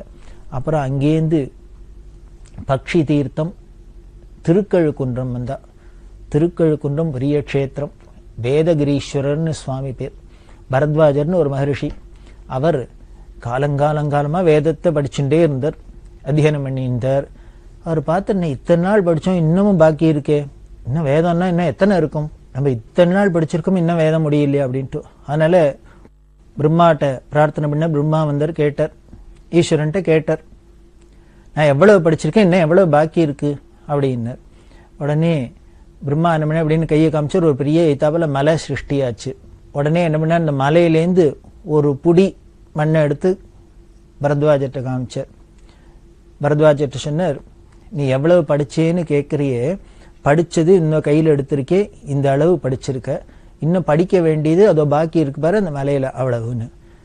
பரத்வாஜருக்கு ஆச்சரியமா போயிடுத்து. என்னையா அது, நாம இனிமே இத்தனை நாள் படிச்சுட்டோம், நிறைய படிச்சுட்டோம், மலை அளவுக்கு படிச்சிருப்போம்னா படிச்சது என்னன்னா கையில பிடிச்ச அளவுக்கு இருக்கு, படிக்க வேண்டியது என்னன்னா மலை அளவு இருக்கு. நம்ம தமிழ்ல ஒரு பழமொழிக்கோ இல்லையோ, கற்றது கைமண் அளவு கல்லாதது உலகளவு அப்படின்னு சொல்றாளே, இதனாலதான் வந்ததோ என்னமோ தெரியல. அப்படி அப்போ பிரம்மா அப்படி சிருஷ்டி பண்ணினாரு. இந்த வேதத்துல பாக்கி இதுதான் பெரிய மலையா இருக்கு, அதுல இருந்து ஒரு படி தான் எடுத்து பண்ணிருக்க அப்படின்னு. அப்படி அந்த வேதத்தையும் மலையா சிருஷ்டி பண்ணினாலே அந்த ஊருக்கு பேர் திருக்கழுக்குன்றம். வேதகிரீஸ்வரர்னு சுவாமிக்கு பேர். வேதமே அந்த ஊர்ல மலையா இருக்கு. அதனால பெரியவா இந்த ஊருக்கு வந்து வேதகிரீஸ்வரர் தரிசனம் பண்ணிட்டு அந்த வேத மலையை பிரதட்சணம் பண்ணணும், கிரி பிரதட்சணம் அப்படின்னு. நாமெல்லாம் கிரி பிரதட்சணம் ரோடு வீடெல்லாம் போட்டு லைட்லாம் போட்டு சௌக்கியமா இருக்கிற இடத்துல போய் கிரி பிரதட்சணம் பண்ணிட்டு வருவோம். அதுவே நமக்கு சிரமமா இருக்கும். ஆனா பெரியவா பண்ணின கிரி பிரதட்சணம்லாம் ஆச்சரியமா இருக்கும். திருவண்ணாமலையில கிரி பிரதட்சணம் பண்ணினா, கடலாடிங்கிற இடத்துல அங்க பர்வத மலைன்னு இருக்கு, அங்க கிரி பிரதட்சணம் பண்ணினா, இந்த திருக்கழுக்குன்றத்துல வேதகிரிய பிரதட்சணம் பண்ணினா, காளஹஸ்தியில போய் கிரி பிரதட்சணம் பண்ண போறா. இப்படி எங்கெங்கெல்லாம் மலை இருக்கோ அந்த இடத்துல பண்ணுவா. இந்த கிரி பிரதட்சணம் திருக்கழுக்குன்றத்திலையும் பண்ணினா ஏன்னா வேதமே மலையா இருக்கு, அதனால இதைத்தான் முக்கியமா பிரதட்சணம் பண்ணும் அப்படின்ட்டு இந்த கிரி பிரதட்சணம் பண்ணா. அப்படி பெரியவா பண்றதே எல்லாரும் வரா, ஏதானு சொல்லிட்டு போகணுமே, நாமாவை சொல்லிட்டு பகவான் நாமாவை சொல்லிட்டு போகணுமே, அதனால தேவ தேவ மகாதேவ தேவ தேவ மகாதேவ அப்படின்னு சொல்லிட்டே வந்தா. உடனே பெரியவா சொல்றா, அதுல சின்னதா ஒரு மாத்தமும் பண்ணிங்கோ, தேவ தேவ மகாதேவ சொல்லுங்க பகவான் நாமா, அதே மாதிரி என்ன சொல்லணும், தேவதேவ மகாதேவங்கிறப்பல வேத வேத மகாவேத அப்படின்னு. மகாதேவ அப்படியே வார்த்தை எழுத்த லெட்டர் அப்படி இப்படி மாத்தினா மகாதேவவா இருக்கு. மகாதேவ மகாவேத ரெண்டும் ஒன்னாவே இருக்கு. அதாவது வேதமே தான் அவன், அவனே தான் வேதம் அப்படிங்கிறப்பல இருக்கு. அதுவே இங்க கிரியாவும் இருக்கு, மலையாவும் இருக்கு, வேதகிரீஸ்வராவும் இருக்கார். அதனால வேத வேத மகாவேத தேவதேவ மகாதேவ வேத வேத மகாவேத தேவதேவ மகாதேவன்னு இந்த நாமாவை சொல்லிண்டு மந்திரத்தை சொல்லிட்டு பெரியவா கிரி பிரதட்சணம் பண்ணினா. திருக்கழுக்குன்றம் தரிசனம் பண்ணி கிரி பிரதட்சணம் பண்ணிட்டு அப்படியே பெரியவா யாத்திரையை தொடர்ந்து 1931 செங்கல்பட்டுக்கு வந்தா. செங்கல்பட்டுல தங்கி இருக்கிறதே தான் ஒரு முக்கியமான ஒரு நிகழ்வு. பால் பிரெண்டன் அப்படின்னு ஒரு மேல்நாட்டு தத்துவ ஞானி, அவர் சர்ச் இன் சீக்ரெட் இந்தியா அப்படின்னு ஒரு புஸ்தகம் எழுதியிருக்கார். அந்த தத்துவ ஞானியா இருந்ததுனால அவருக்கு இந்த ஆன்மீகத்துல நாட்டம் இருந்ததுனால அதெல்லாம் பத்தி ரிசர்ச் பண்ணி ஆராய்ச்சியெல்லாம் பண்ணி எழுதினார். அதுல நமது சனாதன மதம், நமது பாரத கலாச்சாரம், அதுல உள்ள அந்த வேதகால ரிஷிகள், அவளோட வாழ்க்கை, அவளோட ஞான நிலை, இதெல்லாம் பத்தி தெரிஞ்சின்றவர். ஏதோ எந்த காலத்திலயோ இருந்தது இந்த அப்படின்லாம் சொல்றா, இப்போ இருக்குமா, இப்பவும் அது மாதிரி மனுஷாலாம் இருக்க முடியுமா, இதெல்லாம் இப்பவும் சாத்தியமா அப்படின்னு தெரிஞ்சுக்கணுங்கிறதுக்காக பாரத தேசத்துக்கு யாத்திரை பண்ணி வந்தார். வந்து இந்த தெய்வீக பூமியில பல பேர் யாத்திரை பண்ணி பல ஊருக்கு போய் பல மகான்கள்லாம் பேட்டி கண்டு எல்லாம் பண்ணிட்டு வரத்தே இந்த தட்சிண தேசத்துக்கு தென்னிந்தியாவுக்கு வரத்தே KS வெங்கட்ரமணி அப்படிங்கிற ஒரு பெரிய ஸ்காலர், அவரோட அறிமுகம் ஏற்பட்டு அவர் பால் பிரெண்டன்ட்ட பேசிட்டு இருக்கிறதே வெங்கட்ரமணி பால் பிரெண்டனும் இந்த விஷயங்கள்லாம் சொல்றதே. வெங்கட்ரமணி பெரியவா பக்தர். அவர் சொன்ன மாதிரி எங்க குருநாதர் இருக்கார் பெரியவா, காஞ்சி பெரியவா, அவளையும் வந்து நீங்க பார்க்கலாம், உங்களுக்கு உபயோகமா இருக்கும் அப்படின்னு சொல்ல KS வெங்கட்ரமணியோட தூண்டுதலால பால் பிரெண்டன் பெரியவாளை வந்து செங்கல்பட்டுல தரிசனம் பண்ணிட்டு. ஆனா வெங்கட்ரமணி சொன்னார், ஒரு வெள்ளக்காரெல்லாம் பெரியவா இது வரைக்கும் பார்த்தாளா, அவளுக்கு தனியா இன்டர்வியூ கொடுப்பாளா, பேட்டி கொடுப்பாளா எனக்கு தெரியாது, நான் போய் பெரியவாள்கிட்ட கேட்டுன்னு வரேன், அவள் உத்தரவு பண்ணா உங்களை அழிச்சுன்னு போறேன் அப்படின்னு பெரியவாள்கிட்ட வந்து கேட்டு அழிச்சுன்னு வரனா. அதனால வந்து பெரியவாள்கிட்ட தரிசனம் பண்ணிட்டார். பால் பிரெண்டன் பெரியவாளை பார்த்தோன்னே ஒரு வசீகரம், அந்த அகத்தழகு முகத்துல அப்படின்னு சொல்லுவாளே, அந்த உள்ளுக்குள்ள அப்படியே ஆனந்தமயமா இருக்கிறவா, சாந்தமா இருக்கிறவாளை பார்த்தாலே தெரியும். நம்ம கோயில விக்கிரகங்கள்லாம் பார்க்கிறவே சிரிச்ச முகமா ஸ்மைலிங் ஃபேஸா இருக்கே, அப்படி பெரியவாளை பார்த்தோன்னே இவருக்கு தெரிஞ்சது அந்த உள்ள அனுபவம். பெரியவாள்கிட்ட வந்து நமஸ்காரம் பண்ணார். அவர் கொண்டு வந்து எல்லாத்தையும் சமர்ப்பணம் எல்லாம் பண்ணிவிட்டு முதல்ல சொன்னார், எனக்காக பெரியவா டைம் ஒதுக்கி என்னோட பேசுறதுக்கு ஒத்துண்டதே எனக்கு பெரிய பாக்கியம், அதனால அதுக்கு நன்றி சொல்றேன் அப்படின்லாம் சொல்லிவிட்டு பேச்சு விஷயம்லாம் ஆரம்பிச்சுது. அப்படி ஆரம்பிக்கிறதே பால் பிரெண்டன் பெரியவாள்கிட்ட கேட்டார், உலகத்தோட எதிர்காலத்தை பத்தி கேட்டார். ஏன்னா உலகம் போற போக்க பார்த்தா பயமா இருக்கு, எல்லாருக்கும் ஒரு கோபமும் இந்த தீவிரவாதம்லாம். இப்போ இவர் சொல்றது பால் பிரெண்டன் 1931 சொல்றார் அப்படின்னா இந்த காலகட்டத்தில் எப்படி இருக்கலாம் அப்படின்னு பார்த்தாலே அவெல்லாம் தாங்க முடியாது. எல்லாருக்கும் கோபதாபங்கள்லாம் ஜாஸ்தியா இருக்கு, எல்லாரும் கண்டதே காட்சி கொண்டதே கோலம்லாம் போறா, இதெல்லாம் இப்படி எல்லாம் இருக்கு. அப்படி இருக்கிறதே இதுல இதெல்லாம் தப்பிச்சு பிற்கால சந்ததிகள்லாம் எப்படி நிம்மதியா வாழ முடியும், சாந்தமா வாழ முடியும், சந்தோஷமா இருக்க முடியும்.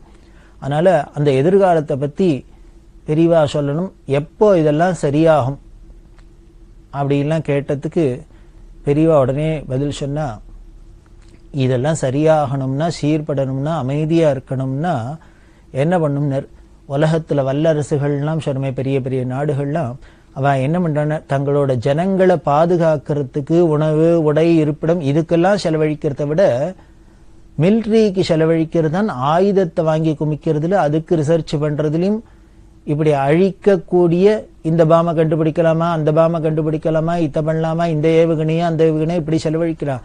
இப்படி வல்லரசுகள்லாம் ராஜாங்கமே வயலன்ஸுக்கு சண்டைக்கு உண்டான உபகரணங்களையும் அதையும் இதையும் சாதனைக்கு பணத்தை செலவழிச்சுண்டு டயத்தை செலவழிச்சுண்டு அதுல முழு முயற்சியில் ஈடுபட்டு சாதாரண ஜனங்கள்லாம் அமைதியா இருக்கணும் சாந்தமா இருக்கணும்னு எதிர்பார்த்தா எப்படி நடக்கும்னு, அது எப்படி சீர்பட முடியும் அப்படின்னு உடனே அவருக்கு யோஜனை பண்ணினர். இது நியாயமான கேள்வி தானே, இவர் ஒரு கேள்வி கேட்டா எப்ப சாந்தமாக முடியும்னா பெரியவா எதிர்கேள்வி இப்படி கேட்டா. உடனே அவருக்கு விஷயம் தெரிஞ்சவராச்சு. ஒன்ன பண்ணார், சரி அப்போ இந்த ஆயுதத்தெல்லாம் ஒழிச்சு போட்டுடலாமான்னு. இனிமே நீர்மூழ்கி கப்பெல்லாம் ஒழிச்சுட்டும் இந்த ஏவுகணைகள்லாம் அழிச்சுட்டும் எல்லாத்தையும் தூக்கி போட்டுட்டாக்க, எல்லாத்தையும் டெஸ்ட்ராய் பண்ணிட்டாக்க சாந்தமாயிடுமா அமைதியாயிடுமா அப்படின்னு அடுத்த கேள்வி. உடனே அதுக்கு பெரியவா சிரிச்சுட்டே சொல்றா, நீ எல்லா ஆயுதங்களையும் ஒழிச்சு கட்டிட்டா கூட சண்டை நடுவும் நீ நினைக்கிறியா? நிற்காது அப்படின்னு. என்ன இப்போ ஆயுதங்கள்லாம் இருக்கு அதனால சண்டை போடுறோம் அப்படிங்கிறோம். அப்போ ஆயுதத்தெல்லாம் ஒழிச்சுட்டா சண்டை நடுலாம் நிற்காதுன்னா ஏன் அப்படின்னார். ஆயுதத்தெல்லாம் ஒழிச்சுட்டால மட்டும் சண்டை நிற்காது. அப்போ ஆயுதம் இருக்கிறதுனாலே எல்லாரும் சண்டை போடுறா? இல்லை, சண்டை போடணுங்கிற குணம் இருக்கிறதுனால சண்டை போடுறா. அப்படி சண்டை போடுறதுக்கு ஆயுதம் கிடைக்கலன்னா என்ன பண்ணுறா? அவளுக்கு கையில கிடைச்ச கல்லோ கம்போ எதையோ எடுத்துன்னு ஒருத்தருக்கு ஒருத்தர் அடிச்சுப்பாளே வழியே சண்டை நிற்காது அப்படின்னு சொன்னா. உடனே இதுவும் அவருக்கு தூக்கி அறிப்பட்டது, ஆச்சரியமா இருந்தது. அப்ப என்ன பண்ணலான்னார், ஒரே வழி அப்படின்னார். ஆன்மீகம் ஒண்ணுதான் ஒரே வழி. எல்லாருக்கும் முதல்ல சண்டை போடணுங்கிற குணம் போகணும், அதுக்கு அன்பு வளரணும், ஒருத்தருக்கு ஒருத்தர் புரிஞ்சுக்கணும், சகிப்புத்தன்மை இருக்கணும், அண்டர்ஸ்டாண்ட் பண்ணிக்கணும். அந்த அண்டர்ஸ்டாண்ட் பண்ணிக்கிறதோ முதல்ல நாமளே நம்மளை புரிஞ்சுக்கணும், உலகத்தை புரிஞ்சுக்கணும், அடுத்த வாழை புரிஞ்சுக்கணும். இப்படி இதெல்லாம் நடந்து ஸ்பிரிச்சுவலி எல்லாருக்கும் உள்ளுக்குள்ள ஒரு விழிப்புணர்வு வந்து எழுச்சி வந்து எல்லாருக்கும் அன்பு வந்தால்தான் அமைதி திரும்புமே வழிய அமைதியா இருக்க முடியுமே வழிய உள்ளுக்குள்ள ஒரே கொந்தளிச்சுன்னு மனசுல கொந்தளிப்பு இருக்கிறது, வெளியில எல்லா இடத்துலயும் அமைதி இருக்கணும் சாந்தம் இருக்கணும் அப்படின்னா சுபேட்சம் இருக்கணும்னா முடியுமோ? இங்க இப்ப பாருங்கோ, பெரியவா ஏதோ 31ல சொன்னது இன்னைக்கு கூட எப்படி பொருந்துறாப்புல இருக்கு. அவ திருக்கால ஞானிங்கிறதுக்கு ஒரு சாட்சியா இருக்கு. இன்னைக்கு நாம என்ன பண்றோம், இந்த பிரச்சனைகளுக்கெல்லாம் காரணம் இதுவாக்கும் அதுவாக்கும்னு என்னமோ பட்டி பண்ணோம் போட்டுன்னு ஆராய்ச்சி பண்ணிட்டு இப்படி பண்ணா சரியா போயிடுமா அப்படி பண்ணா சரியா போயிடுமா அப்படின்லாம் பார்த்துட்டு இருக்கோம். ஒரு நாளும் போகாது. எல்லாருக்கும் மனசுல ஜனங்களுக்கு ஒரு நெறி இருக்கணும், ஒழுக்கம் இருக்கணும், சீலம் இருக்கணும், நல்ல குணங்கள் இருக்கணும். அதை வளர்க்கறதுக்கு தான் ஆன்மீகம் அப்படின்னு. அதாவது இப்போ சித்தாந்தத்துல மாடர்ன் சித்தாந்தத்துல சொல்றாளே அரசியலும் ஆன்மீகமும் கலக்கப்படாது அப்படின்னு சொல்றா. ஆன்மீகம் கலக்காத அரசியலால எந்த சாதனையும் பண்ண முடியாது. காரணம், இந்த ஆன்மீகம்ங்கிறது மனுஷனை பொறுத்தது. சோ அவனுக்கு ஒவ்வொரு தனி மனிதன் அளவுல அவன் நேர்மையா இருந்து ஒழுக்கமா இருந்து சீலத்தோட இருந்து நல்ல பண்போட குணவானா இருந்தால்தான் அவன் இருக்கிற அந்த சமுதாயமும் நல்லபடியா இருக்குமே வழியா அது இல்லாத தனிமனிதர்கள் ஒழுக்கம் இல்லாத அவள்கிட்ட குணம் இல்லாத சீலம் இல்லாத எப்படி சொசைட்டி நன்னா இருக்கும், அப்புறம் நாடு நன்னா இருக்கும், உலகம் நன்னா இருக்கும், அமைதியா இருக்கும், சுபேட்சமா இருக்கும், சாந்தமா இருக்கும், இருக்கவே முடியாது. ஊழலை ஒழிக்கணும் அப்படின்னா அப்ப எப்படி ஒழிக்கிறது? ஊழலை ஒழிக்கணும் அப்படின்னா ஊழல் இனிமேல் லஞ்சம் வாங்கினா தப்பு, ஊழல் பண்ணினா தப்பு அப்படிங்கிறது ஒரு சீலம் மனசுல இருக்கணும். அப்ப எப்ப வரும்னர், இதெல்லாம் பார்த்துட்டு ஒரு ஈஸ்வரன் ஒருத்தர் இருக்கார், அதனால ஈஸ்வரனுக்கு பயப்படணும், நாம பண்ணக்கூடாது, இது பண்ணினா பாப்பம் அப்படிங்கலாம் ஒரு பயம் இருந்து பக்தி இருந்து இதெல்லாம் வந்தால்தான் நமக்குள்ள ஒரு கட்டுப்பாடு வரும், நெறிமுறை வரும். அப்படி வந்துடுத்துனாலே சமுதாயம் சரியா இருக்கும். அதைத்தான் இங்க பெரியவா சொல்றா 1931 பால் பிரண்டன். அதனால ஆன்மீகம் மூலியமா ஜனங்களுக்கு பரஸ்பரம் நல்ல எண்ணங்கள் வளரணும், அன்பு வளரணும், அமைதி வந்துடும், தானே வந்துடும் அப்படின்லாம் சொல்லி அவருக்கு அட்வைஸ் பண்றா. இதுக்கு தான் நாம பிரயத்தனம் பண்ணணும். இதைத்தான் இந்த பாரத தேசம் பல காலங்களா பண்ணிட்டு இருக்கு. அப்படி இல்லை, இருந்த காலத்துல அமைதியா தான் இருந்து அது போக விட்டு தான் இப்படி எல்லாம் சீர்கட்டு இருக்கு. நமக்கு ஹிஸ்டரியே சொல்ல நிதர்சனமா தெரியும். கைப்புண்ணு கண்ணாடி வேணுமா என்ன இல்லை அப்படி எல்லாம் சொல்ல. அப்புறம் பல விஷயங்கள் அவர் பேசிட்டு இருக்கிறது. யோகாபியாசத்துல அவருக்கு ரொம்ப ஈடுபாடு ஏற்பட்டு அதுல ரொம்ப அனுபவம் ஏற்பட்டு சித்தி பெற்ற சாதிச்சவாளை தான் பார்க்கணும்னு ஆசைப்படுறேன், அவ மூலியமா தான் அதுக்குள்ள ஒரு நிலைமையை அடையணும், பலனை அடையணும்னு ஆசைப்படுறேன் அப்படின்னு சொல்ல எனக்கு பெரியவா அதை சொல்லித்தரணும் அப்படின்னு சொல்ல பெரியவா சொன்ன, நான் ஒரு மடாதிபதியா இருக்கிறதுனால ஒரு தனி மனிதனுக்கு என்னால கான்சென்ட்ரேட் பண்ணி பண்றது இல்லை, முடியாது, அந்த சம்பிரதாயமும் இல்லை. அப்படின்னு சொல்ல, நான் அப்போ யாரை அடையலாம் அப்படின்னு சொல்ல, இப்பவும் இருக்காளா அப்படின்னுட்டு நிச்சயம் இருக்கான்னு சொல்லி அப்போ சொல்றா பெரியவா, 2 பேர் எனக்கு தெரிஞ்சிருக்கா அப்படி உயர்ந்த நிலையை அடைஞ்சவா இப்பவும் இந்த காலகட்டத்தில். அதுல ஒரு மகான் தென் தேசத்துல வனாந்தரத்துக்குள்ளேயே இருக்கார். அவர் ஒன்ன மாதிரி ஒரு தனி மனுஷாளுக்கு, ஒரு வெள்ளக்கார ஆளுக்கெல்லாம் அவர் கொடுத்து கான்சென்ட்ரேட் பண்ணி உனக்கு அனுகிரகம் பண்ணுவாரா என்னன்னு எனக்கு தெரியாது, ஏன்னா அவர் அப்படியே ஆத்மாராமனா இருக்கிறவர் அப்படின்னு சொல்ல. அப்ப இன்னொருத்தர் யாரு அப்படின்னா, இன்னொருத்தர் நாட்டுக்குள்ளேயே தான் இருக்கார், திருவண்ணாமலைங்கிற இடத்துல இருக்கார், மகரிஷின்னு அவரை சொல்லுவா. அதனால உனக்கு அவசியம் நீ அவரை போய் பாரு, அவரை போய் பார்த்து அவரை சரணாகதி பண்ணினா நீ என்னென்ன ஆசைப்பட்டியோ அதெல்லாம் கிடைக்கும் அப்படின்னு சொல்ல. இப்படி பெரியவா சொன்னதுக்கு அப்புறம் தான் ரமண மகர்ஷியை பால் பிரிண்டன் அப்புறம் வந்து பார்க்குற. அப்புறம் பால் பிரிண்டன் ரமண மகர்ஷிக்கு எப்படி ஆத்மார்த்த சிஷ்யராக இருந்து எப்படியெல்லாம் அடைஞ்சார் அப்படிங்கிறது அது அவரோட சரித்திரத்திலேருந்து தெரியுது. இப்படி ரமண மகர்ஷிகள்கிட்ட பால் பிரிண்டனை போக முடியுமா உபதேசம் பண்ணினது பெரியவா தான். பெரியவாளுக்கு ரொம்ப நன்றி தெரிவிச்ச. பெரியவாளோட இந்த தரிசனமே எனக்கு பரம பாக்கியம் அப்படின்னு சொல்லிட்டு அவர் தன்னோட இடத்துல வந்து தங்கறதுக்கு வர, ராத்திரி கார்ல வரத்தே செங்கல்பட்டுலேருந்து மெட்ராஸ்க்கு வரத்தே வெங்கட்ரமணிகிட்ட ரொம்ப பெரியவாளை பற்றி சொல்லிகிட்டே வர. என்னால் மறக்கவே முடியாத நிகழ்ச்சியாக இருக்குது, மறக்கவே முடியாத அனுபவமாக இருக்குது அப்படின்னு சொல்லிட்டு பெரியவாள்கிட்ட அது ஆனந்தத்தை அடிச்சுட்டு தன்னோட இருப்பிடத்துக்கு வர. இருப்பிடத்துக்கு வந்தால் அதில் ஒரு ஆச்சரியம் என்னென்னா, அதுக்கு 2 நாள் முன்னால் சுவாமிநாதன் ஒரு சுப்பிரமணியம் அப்படின்னு ஒரு பக்தர், ரமண மகர்ஷியோட சிஷ்யர், அவர் வந்து இந்த பால் பிரிண்டை மட்டும் கேள்விப்பட்டு நீங்கள் இது மாதிரி ஆன்மீகத்தில் ஏதோ குருவை தேடி நிற்கலே எங்கள் மகர்ஷி வந்து பாருங்க அப்படின்னு சொல்ல. அப்போ பால் பிரிண்ட்னு சொல்லியிருக்கேன். இல்லை நான் போய் செங்கல்பட்டில் பெரியவாளை பார்த்துட்டு நான் ஊருக்கு போகிறேன், என்னோட நாட்டுக்கு போகணும், இப்போ டைம் இல்லை, அடுத்த நேரம் வரத்தே பார்க்கலாம் அப்படின்னு அவர்கிட்ட சொல்லியிருந்தார். அந்த சுப்பிரமணியத்தில் அவர் கூப்பிடுறதே இவர் வரலன்னு சொல்லிட்டார். ஆனால் இப்போ செங்கல்பட்டுக்கு வந்தால் பெரியவா நீ அவரை பார்த்துட்டு தான் போகணும், அவரை பார்க்காத ஊருக்கு போகமாட்டேன்னு சொல்லுன்னு சொல்லியிருக்கா. அப்படி வாக்கு கொடுத்துட்டதுனால இப்போ ரமண மகர்ஷியை பார்த்தே ஆகணும். இப்போ வரத்தே சொன்னேன் வந்தார்.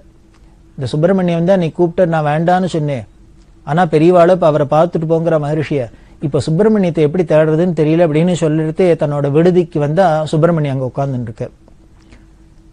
பால் பிரிண்டனுங்க ஆச்சரியமா இருக்கு. அதான் ஈஸ்வர சங்கல்பம், நியதி அப்படிங்கிறது. உடனே உங்க குருவை தானே மகரிஷின்னு சொல்ல, ஆமாம் அப்படின்னு. சரி, என்னோட ப்ரோக்ராம்லாம் மாற்றினுட்டு மகரிஷியை போய் பார்த்துட்டு நாளைக்கு ஏற்பாடு பண்ணி திருவண்ணாமலைக்கு போகிறோம், ரமண மகரிஷியை பார்த்துட்டு நான் அப்புறம் ஊருக்கு போகிறேன் அப்படின்னா சுப்பிரமணியத்துக்கு சந்தோஷம். இவர் போய் படுத்துட்டுருக்கே ராத்திரி அவரோட ரூமில், பால் பண்ணுற ரூமில் ஒரே இருட்டாக இருக்குது. திடீர்னு பார்த்தா உடம்புல ஏதோ மின்சாரம் பஞ்சாப்பில் முழிச்சுன்னு பார்த்தா எய்த்தாப்பில் கால் மாட்டில் சின்னதாக ஒரு லைட் ஒளிச்ச மாதிரி. அந்த வெளிச்சத்தை உத்து பார்த்தா அதில் சிரிச்சுன்னு செங்கல்பட்டில் பார்த்த பெரியவாளோட திருமுகம் அப்படியே கிட்டக்க நகர்ந்து வராப்பில் இருக்குது.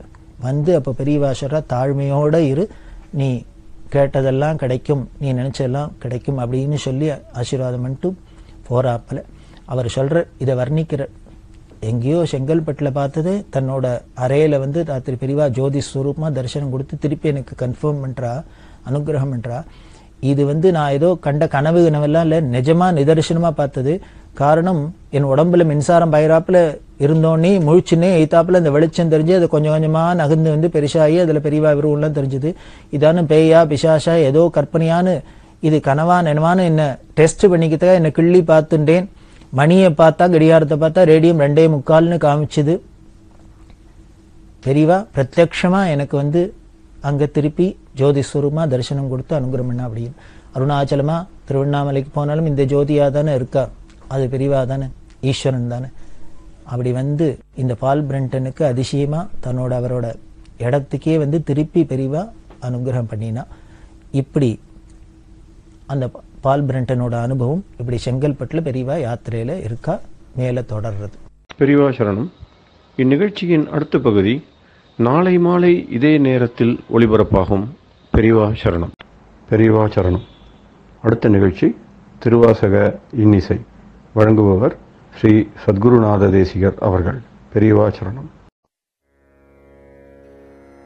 திருச்சிற்றம்பலம்.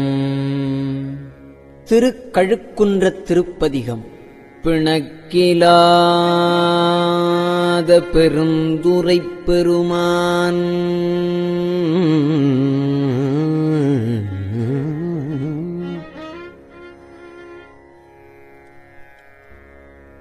உன் நாமங்கள்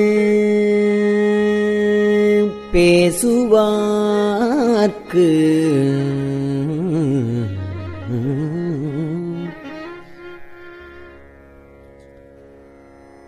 இணக்கிலாததோரும் இன்பமே வரும்.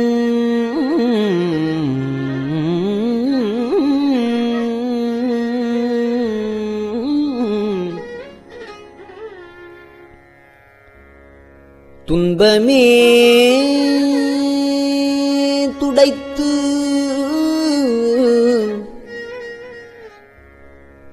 எம்பிரான்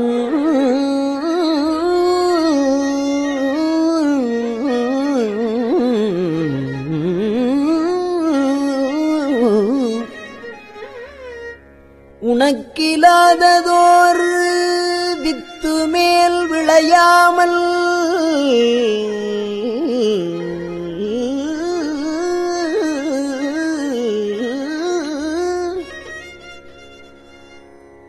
என் வினை ஒத்தபின் கணக்கிலா திருக்கோலம் நீ வந்து காட்டினாய். என் வினை ஒத்தபின் கணக்கிலா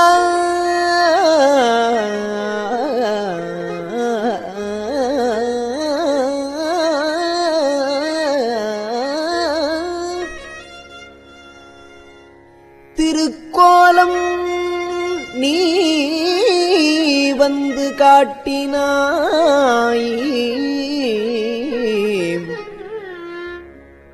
கழுக்குன்றிலே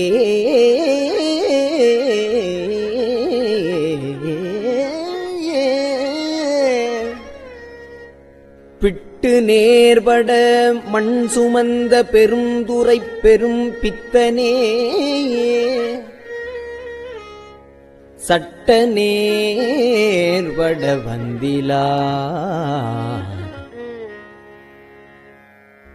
சழக்கனேன் உனைச் சார்ந்திலேன்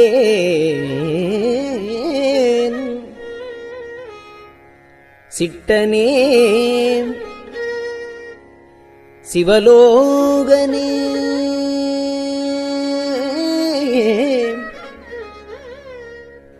சிறுநாயினும் கடையாயையும் கட்டனேனையும்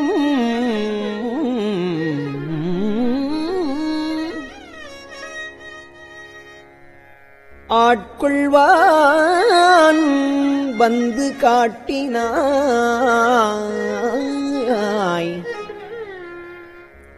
கழுக்குன்றிலே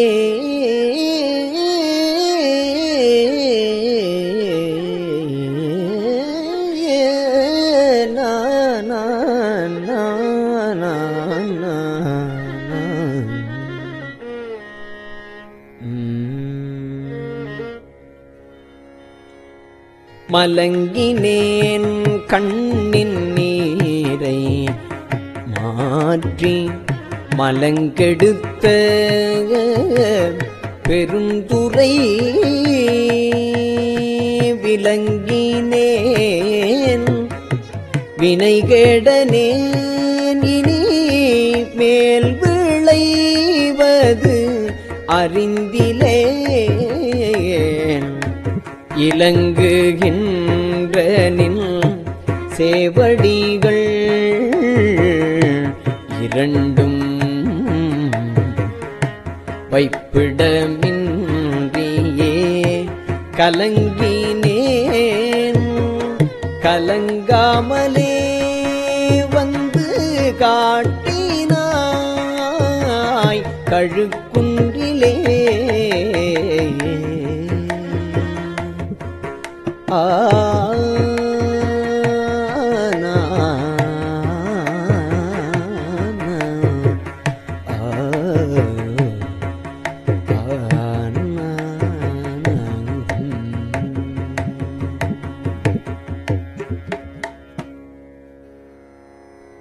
பூணொணாததோர் அன்பு பூண்டு பொருந்தி நாள்தோறும் போற்றவும் நாணொணாததோர் நாணம் எய்தி நடுக்கடலுள் அழுந்தினான்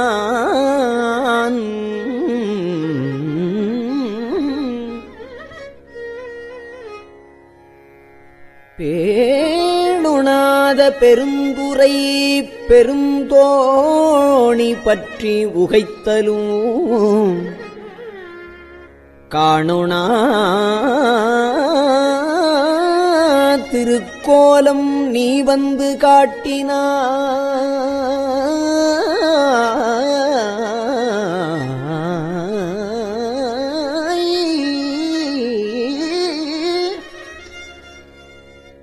காணுணாத திருக்கோலம் நீ வந்து காட்டினாய் கழுக்குன்றிலே திருக்கோலம் நீ வந்து காட்டினாய்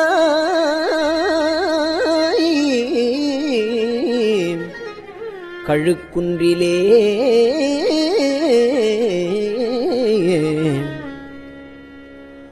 கோலமேனி வராகமே கோலமேனி வராகமே கோலமேனி வராகமே குணமாம் பெருந்துரை கொண்டலே சீலமேதும் அறிந்திலாத என் சிந்தை வைத்த சிகாமணி ஞாலமே கரியாக நான் உனை நச்சி நச்சிட வந்திடும் காலமே உன்னை ஓத நீ வந்து காட்டினாய் கழுக்குன்றிலே பேதம் இல்லதோர் கற்பு அளித்த பெருந்துரை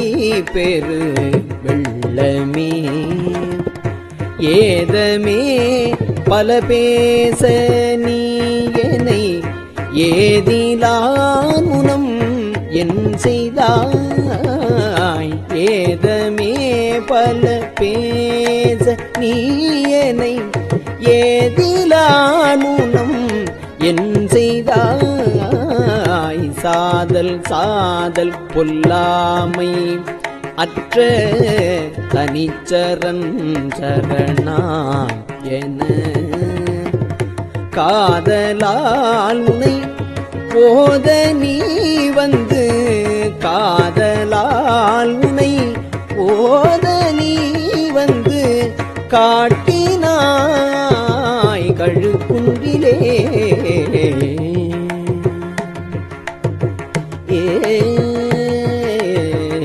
இயக்கிமார் 64 இயக்கிமார் 64 எண்குணம் செய்த ஈசனே மயக்கமாயதோர்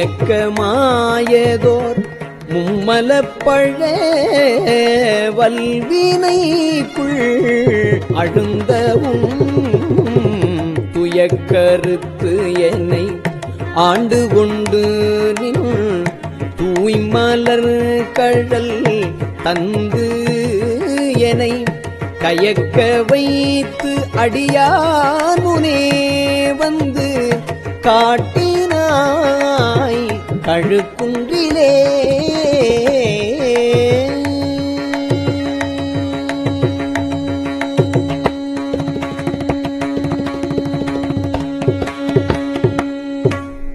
திருச்சிற்றம்பலம்.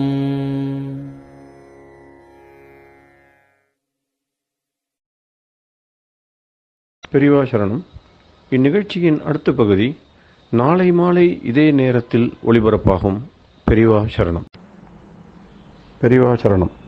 பெரியவா வானொலியின் இன்றைய நிகழ்ச்சிகளின் நிறைவாக திருப்பொன்னூசல் வழங்குபவர் சத்குருநாத தேசிகர் அவர்கள். பெரியவா சரணம். திருச்சிற்றம்பலம். திரு பொன்னூசல். மாதாடு பாகத்தன் உத்தரகோசமங்கை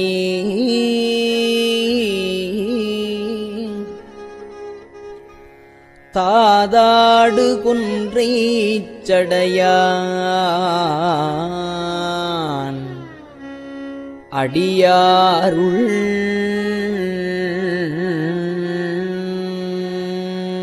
கோதாட்டி நாயேனை ஆட்கொண்டு என் தொல்பிறவி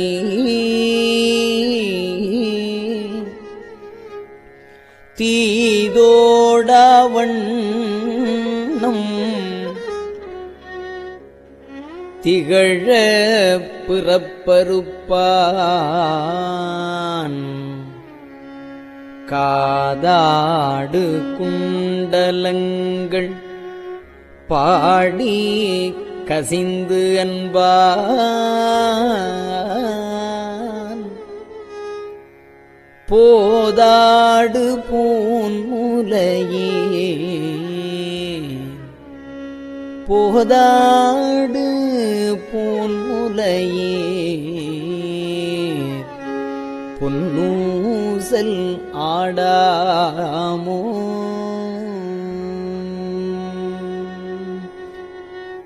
திருச்சிற்றம்பலம். கஞ்சிவல காமாட்சி கண்குழந்தாள் சங்கரரே கஞ்சிவல காமாட்சி கண்குழந்தாள் சங்கரரே குரு சந்திரசேகரரே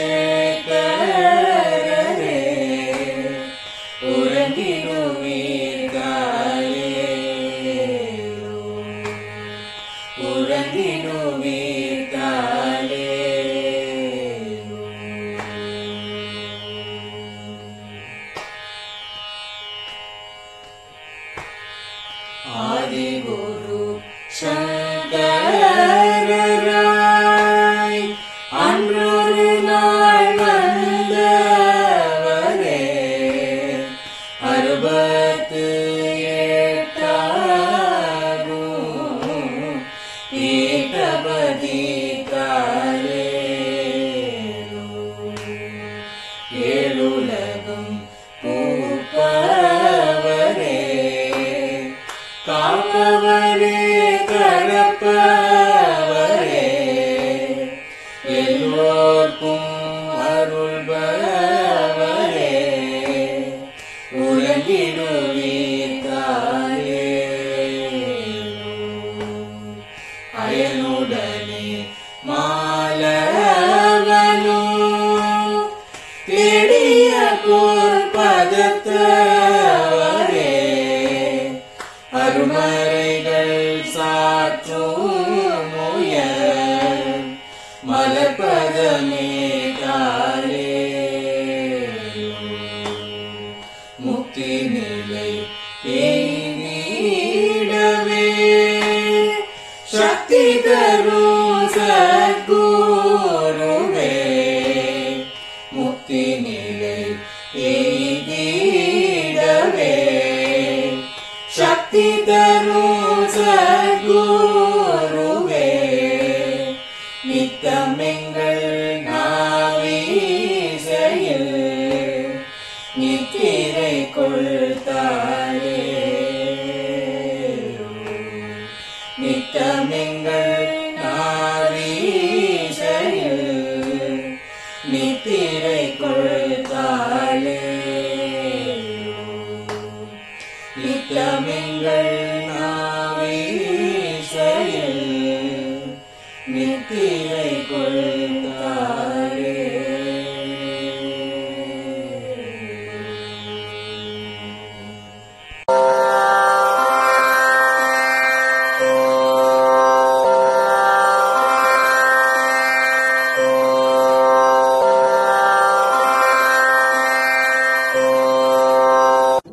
பெரியவாசரணம்.